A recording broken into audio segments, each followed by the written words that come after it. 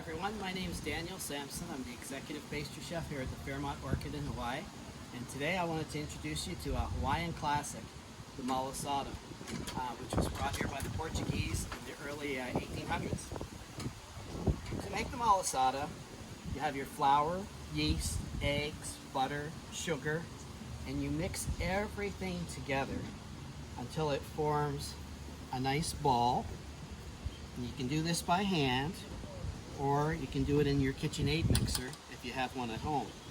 I like to mix at hand because then you don't overmix. Now you form that together until it forms a nice ball. I have one right here that I'm going to show you. And you can see I've mixed it. I've actually kneaded it until it was nice and smooth. You hear that dough, actually the air in there just cracking.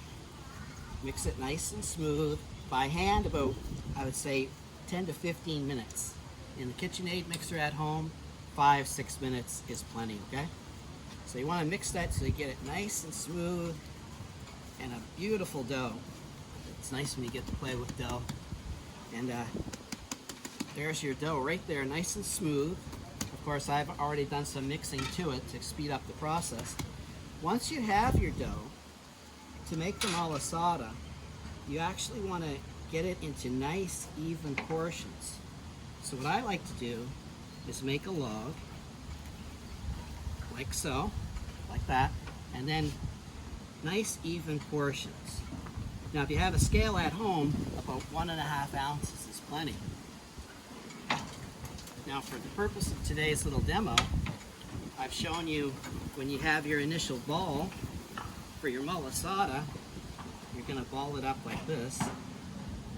This is to show you the log when I made the size. And then you're going to proof the malasada. You're going to let it rise at room temperature at home until it gets to be about this size, about that big. When it gets to that size, you're going to deep fry the malasada until it's nice, light golden brown. Okay? Now when I say nice, light golden brown, I made these ones into a nice rectangle size. Nice golden brown on both sides. And what we're going to do with that malasada, instead of just making a donut, we're going to make a shortcake that we have at Brown's Beach House Restaurant. Here I have my plate. I'm going to take my nice fresh malasada. I'm going to cut that open like that. We're going to put a scoop of ice cream in there. Here.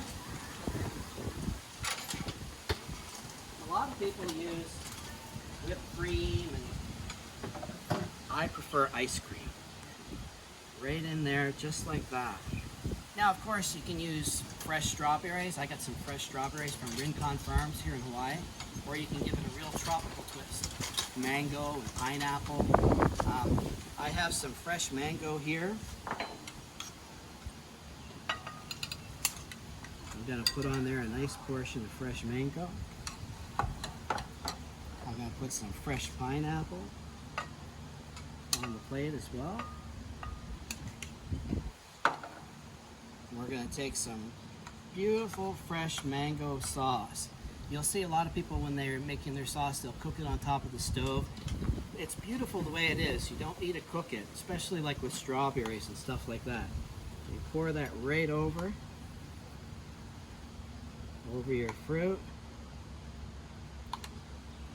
Put your malasada on top. And we've been featuring this at Brown's Beach House on Tuesdays and Wednesdays as a dessert special. A little powdered sugar on top.